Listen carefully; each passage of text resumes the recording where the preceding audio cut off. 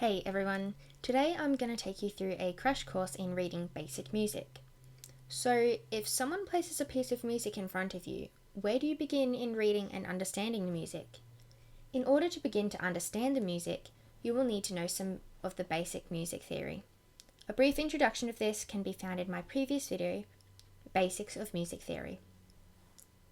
So, sheet music is a depiction of a series of multiple pitches on a staff, which we call notes, with rhythm and expression. When you look at a sheet of music, the first thing you see is a stave or a staff. This is the 5 parallel lines that spread the width of a page. The pitches that notes on a staff represent is determined by the clef at the start of each set of 5 lines. For the sake of simplicity, we will only look at the treble clef and the bass clef today.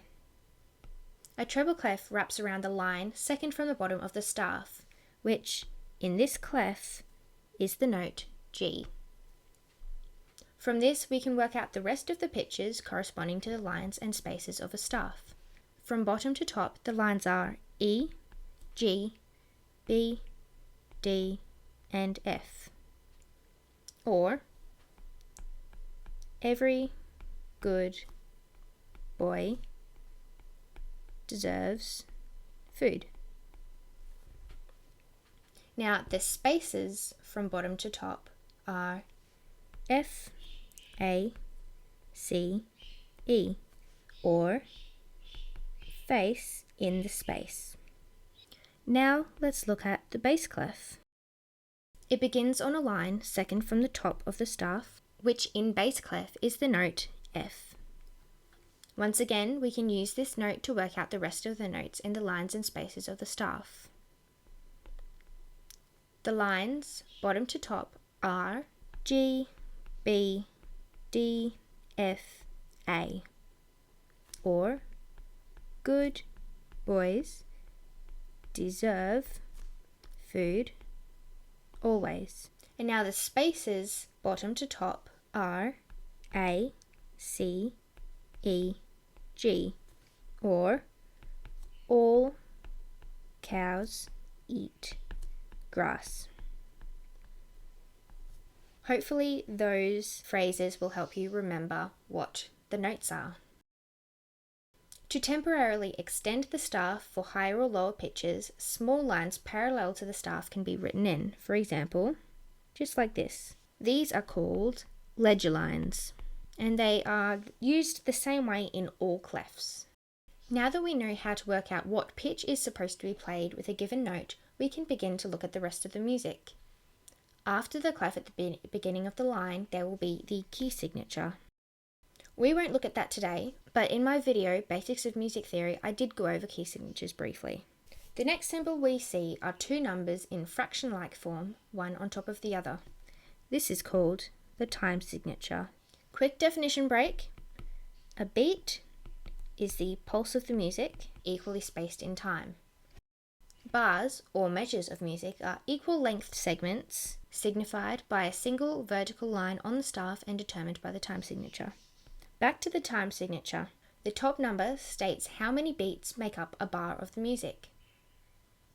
The bottom number signifies the type of note that makes up one beat. Most commonly, this number is 4 for a crotchet beat, 8 for a quaver beat, or 2 for a minim beat. Knowing the time signature is important as it shows how many beats to count in each bar, and exactly how long a note lasts in relation to the entire bar. Notes have a pitch and a length, and right now we will look at the length. Note lengths are typically defined under a 4/4 time signature. The basic and most common notes are as follows: the crotchet or quarter note lasting for 1 beat, the minim or half note lasting for 2 beats, the semibreve or whole note lasting for 4 beats, and the quaver, an 1/8 note lasting for half a beat. Quick recap, this is a crotchet, this is a minim, this is a semibreve, and this is a quaver. Music isn't always notes though. Rests or breaks in sound are also incorporated into a song and are just as important as the sounded notes. Rests can also have different lengths. The symbols for the rest lengths correlate to the note symbols and lengths. This is a crotchet rest, this is a minim rest, this is a semi-breve rest, and this is a quaver rest.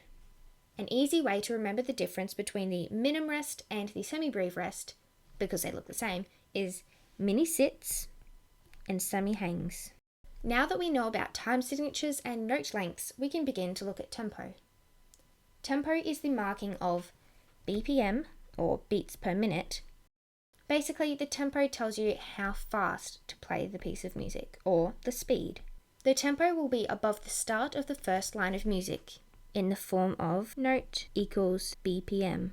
BPM meaning beats per minute. The note part of the tempo marking will correspond to the time signature.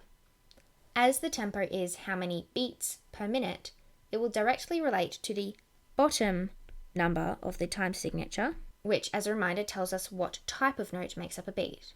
So if the bottom number of the time signature is 4, then the tempo marking will be crotchet equals. The 4 in the time signature signifies that the bar is made up of crotchet beats, so the beats per minute will be crotchet beats. Similarly, the number 8 means tempo will be quaver equals BPM, as the beats in the bar are quaver beats. And if the bottom number of the time signature is a 2, that means the tempo will be minim equals BPM, because the bars are made up of minim beats. Now let's look at some of the most common tempo markings and their related music terms. The first one, largo, means broadly, approximately around 50 BPM.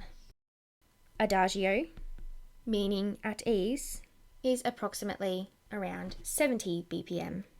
Moderato, or moderately, is approximately around 100 BPM.